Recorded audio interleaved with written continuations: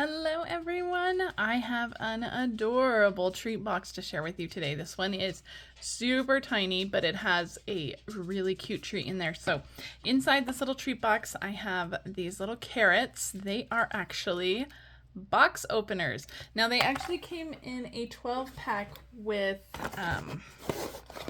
carrots and corn too. Oh, and pineapples. Oh, I didn't even know there were pineapples. Well, we learn something new every day, but these are cute little gifts you can give to your friends, give to your families. I'm just making sure there's no other little ones in there that I should know about. But so you get corn, pineapple, and of course adorable carrots. But these are great for opening your Stampin' Up! Orders, your Amazon packages, all of those things. These are great for that. I actually saw these by Marisa Alvarez. She is a fellow Stampin' Up! Demonstrator, and she actually made a little box for these as well. And so I saw those and I was like, well, I have to have some of those box openers. I always need box openers. And so I thought these were perfect, and so I got them, and I wanted to make my own little treat box. I do have on my blog, I do have a link to Marissa's post if you want to see those as well. She is phenomenal. I love her. All right, so we are using of course, the Market Goodness bundle. This is in our annual catalog. So we're of course going to use a little carrot. We're going to use the For You and little top of the carrots. This one has coordinating dies, which are fantastic, and I'm going to pull out the little carrot dies because that's what we're going to use today. I also use these little flowers here, and I'll tell you about those in just a minute. But this whole bundle is just a really good bundle. You're going to love this bundle. There's also coordinating paper that goes along with it, and that paper will be on sale on August 6th. So you'll want to get that. Sorry, I have my light here. I'm trying a new lighting setup, so hopefully that we get some better lighting. But isn't this adorable? So let's go ahead and make this adorable little treat box. I'm going to set my die aside. Let's start with the box itself. I'm going to pull in my Simply Scored, and I'm going to start with a piece of Summer Splash that is 2.5 by 4.5. So you're going to be able to get a bunch of 2.5 by 4.25. You're going to be able to get a bunch of these out of one piece of cardstock, which is perfect. Okay, so on the short side, we are going to score it at 1/2 inch on each side. So 1/2 inch, and then I'm going to rotate it around to the other short side and do 1/2 inch. So we have 1/2 inch borders on either side. Now on the long side, we just have a couple score lines. We're going to do 2.5 and 3. And that's it. This is easy scoring. It's going to be easy assembly too. You're not going to have to worry about a lot of trimming or anything fancy like that. So let's go ahead and grab a bone folder to burnish those score lines. This is going to help make your box look more professional. It's going to give it a more crisp edge. Bone folders are always the trick to your boxes. All right, now we have some longer rectangles and some squares in the middle. So I'm going to cut up the score lines on either side of the little squares. And then on the squares, I'm just going to notch those out. These squares are going to get hidden inside our box. Nobody is ever going to see them. So basically we're just kind of notching out those little squares. So do the same on this side. Go up the score line on both sides and then just notch in just like that. And that's just going to take out the bulk of and take out those little score lines so that when we assemble it together, everything goes together perfectly. Now we're going to come back and do a little bit of trimming in just a minute, but I'm going to get these little pieces out of the way, and we're going to actually assemble first. So I'm going to use my Stampin' Seal Plus. Nice strong adhesive tear and tape would also be good here. And I'm going to put Stampin' Seal Plus on the short rectangles here. So we cut these little squares, and on the inside of these short rectangles, I want to make sure I point out that it is the inside, and then just a tiny bit on the little tabs here too. You can use a little glue dot for this. I mean, we're just putting just the tiniest little bit. There it goes. It didn't want to come off. So we just have adhesive just on the insides of the square tabs and the insides of the smaller rectangles. And so what we're going to do, we're going to take these bigger rectangles, and we're just going to adhere those little tabs right on the outside of those bigger ones.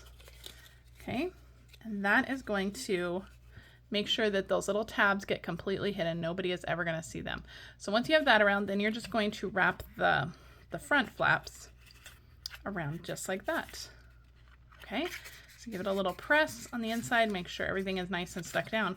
But that is basically it. Now, once we have this together, I'm just going to take my scissors and I'm going to cut from the top corner down to where they meet here. You can use long scissors. I'm just using my paper snips. It's just one quick snip. We're going to do the same on this side. And that's going to give us that fun little angled look there. Okay? So easy peasy. That is all the trimming. This is your box completely put together. I'm just going to trim this little piece off right there. This is your box. Done. Easy peasy, right? So you can make a ton of these in no time. This could also maybe hold a Tic Tac container. I'm not sure. Don't quote me on that. But if you have one, you can test it out, see if it'll hold a Tic Tac container. That would also be really cute. All right, now to finish up our box, I have a piece of Summer Splash DSP here. This is just from our In Color package, and this is 1 inch by 4.5. And I'm just going to put some adhesive on the back of this, just kind of going along those long sides. Nice strong adhesive for this as well. And I'm not even going to go pinch it ahead of time. We're just going to kind of go for it. So I'm going to start on the back. The front is not going to be completely covered up. So normally when I do stuff like this, I like to put the seam in the front so I can cover it up. But we're not going to completely cover up that seam, so I'm not going to worry about doing that. So I'm just going to start maybe like 1/2 inch on the back, and we're just going to wrap this around. And make sure you go along the front, just kind of pressing as I go, just, excuse me, keeping it nice and straight as I can anyway. And then just go through and burnish on those corners, just like that. And everything should stick down. Perfect. And that is your sweet little box. Super cute. Now this will fit the little carrot in here, but he does wobble around a little bit. So we're actually going to put a dimensional on the back of him to hold him down. But before we do that, let me grab my dimensionals. But before we do that, I want to put some ribbon on the little tab here on the top. So let's go ahead and do that. I just have a piece of the black and vanilla check ribbon. This is only about 3 inches. You probably don't even need that much, just a little scrap. And then I have a piece of the basic black essentials twine. And what I'm going to do is I'm going to thread the black and vanilla check through here. And I'm just going to kind of gather it so it's nice and even at the top. And I'm going to use a little clothespin and just keep that closed, just like that. That's going to kind of anchor it down. And I'm going to flip my carrot over. I want it this way. I want the smooth side to have the ribbon on the front. So with that clothespin holding down my ribbon, I'll be able to go ahead and tie this. So just grab my baker's twine. I'm using the black so it'll coordinate nice and well, and I'm going to give this a tight knot. And once we get the knot down, then we can go ahead and take off that little clothespin. It's no longer needed because we have our ribbon here ready to go. And then I'm just going to tie a small little bow. And this is all just for decorative purposes. You don't have to untie this bow to make it functional. This is just for decorative purposes. So make sure that it's nice and tight, just like that. And I'm just going to trim the ends just a little bit. Perfect. Just like that. Move those out of the way. So there's our little carrot guy ready to go. So I'm going to use a dimensional. And I'm just going to stick it right on the back. This is going to be able to peel right off when you give it to your recipient. So don't worry about that being a permanent fixture on there. But this is going to go right into our box.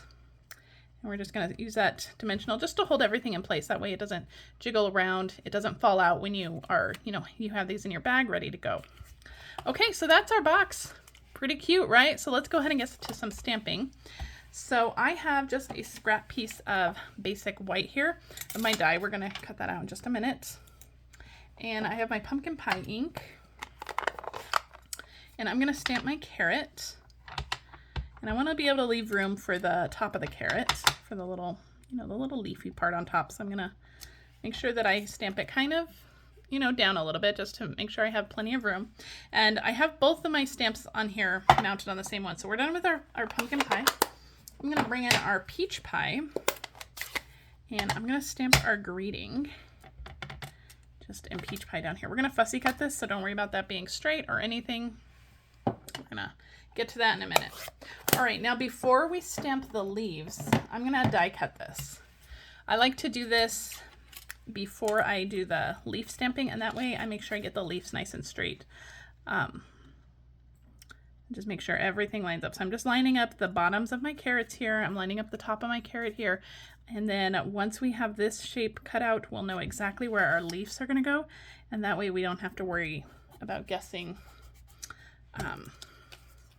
And then maybe having that off on the die a little bit. And then it won't die cut straight. So this is my preferred way to do it. You can stamp the leaf along with it and then die cut. I just like to do it this way just to make sure that we get some perfect placement. All right, I have my mini cut and emboss machine. And I'm just going to run this through. If you have your big cut and emboss machine, that'll work too. This one's just a little bit more camera friendly and easier to grab from my desk. Okay, so we're ready. Put those away. Put my machine away. Okay, and we are all set. So let's pull this off. Perfect. I just used a little piece of Post-it tape to hold it. So we have our carrots ready to go. Let me move my die out of the way. And I'm going to bring in some some Shy Shamrock ink for the tops of our carrots. Okay. And I'm just going to line this up just like that. And we have our sweet little carrot ready to go. Now, if you were making a bunch of these little boxes, I would go ahead and stamp all of them all at once. That's going to save you a lot of time. All right, now for our little For You, we're going to fussy cut this out. Now, I'm just going to do a small little bubble cut around the outside of this. I'm going to trim off all this excess because the smaller your piece is to start with, the easier it'll be to cut. Let me zoom in just a smidge here. And so what I'm going to do, you can actually take a pencil and trace along the places where you want to cut, and that'll give you a guideline to follow. I'm just going to leave a very small little border and just kind of go around, and I'm actually going to cut these two words apart.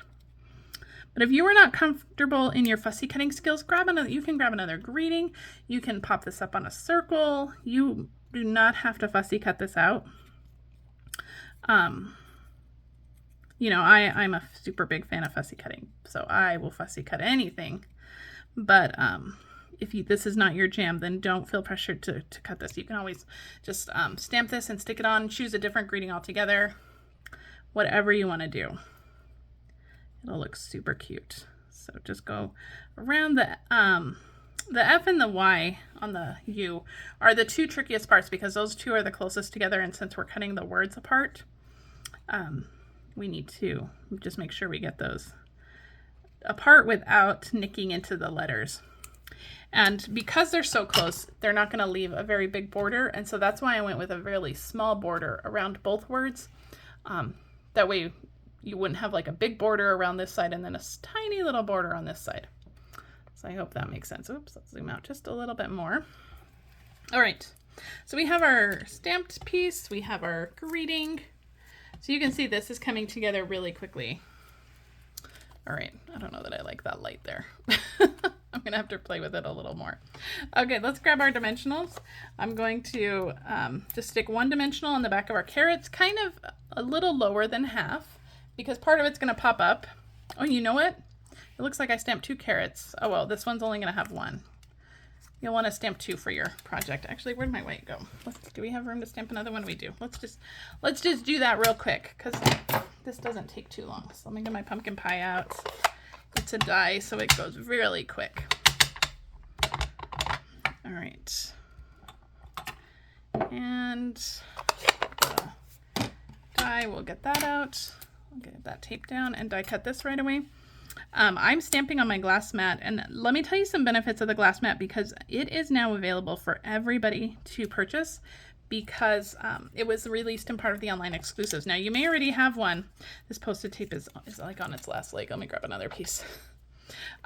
You may already have a glass mat if you joined Stampin' Up as a demonstrator during celebration. This was the giveaway for that perk. But the glass mat is fabulous, and I continue to use mine. I know that it causes a bit of a glare on my videos, but I have found that the glass mat has improved my stamping so much. I don't, this one's on its last leg too. I don't even pull out my Stampin' Pierce mat anymore because the glass mat gives me such pristine stamping with my photopolymer stamps. that I don't even need that Stampin' Pierce mat anymore. It's fantastic. I do lots of ink blending directly on my glass mat. It cleans up beautifully. You can cut directly on your glass mat. The benefits are just incredible. And I have loved my glass mat from the moment I received it. I have no complaints about it. It is fantastic. And so you can get yours now in my online store with the online exclusives. So make sure you grab yours if you want. If you want it, the glass mat, it is a purchase you will not regret, for sure. I love mine. Okay, so we have 2 carrots ready to go. This is what happens when you design a project so far in advance and then you don't get a chance to film it right away. Okay, so we're gonna go ahead and stick this one down as well. So we have 2 little carrots overlapping, kind of. Let me pull this one up. Let's overlap this one just a little bit. There we go. Super cute. I love it. All right, now we're gonna grab our liquid glue and we're just going to stick the For You on there. So the back side of the U, YOU, is going to kind of hang off the edge. So I'm not gonna put glue on that side. I'm just gonna put it, I just put it behind the Y and the O. And then the same for the For. I'm just gonna put it behind the O and the R. And this will just go right on. Just kind of line it up just like that. The liquid glue will give you a couple of seconds to move things around if you need to. All right, now final finishing touches. I have used those flower dies. Do you remember when we talked about those flower dies? Where did my bundle go? Here it is. I have used those flower dies in here, these teeny tiny ones, and I have die cut them on some peach pie glimmer paper. And let's see, can you see it on this side? I think you can see it on that side. I added an adhesive sheet on the back. So when I peel off these little flowers, the adhesive sheet will stay, well, theoretically, the adhesive sheet will stay, of course, because it's a video, it's not going to, but it's going to make these super easy to just peel and stick. So I'm going to pull off another one. That one worked perfectly. Just peel it off just like a sticker. I'm going to stick that down and I'm going to do one more larger one. And of course, because it's a video, the adhesive doesn't want to come with the die. That's okay. They peel off easily. And I'm just sticking these down to the box. And because they're already on an adhesive sheet, they just stick perfectly. All right. Get rid of my trash. I have a few more ready to go with peach pie. And to finish things off, I'm going to grab my Take Your Pick tool. And I have some iridescent pearls here. And I'm just going to stick one of those in each of those flowers, just to add some extra shine, extra sparkle, extra glimmer. And that is our adorable little treat box. So let me know what you think. Isn't this adorable? It's you know, it's not a candy treat box. I know I get a lot of requests for non-food items. So I hope you guys enjoy this one, and thank you to Marisa for finding these on Amazon and making me buy them. So thanks a lot to Marisa. Let me know what you guys think in the comments. Please subscribe to my channel. I am really hoping to bring you guys a lot more videos in the coming months. And if you subscribe to my channel, you never ever miss a video. So all the details are in the video description, and you can find a link to my blog also in the video description, which will take you to my blog post with even more details and pictures of the project. Thank you so much for joining me. Have a fantastic day, and I'll see you in my next video. Bye.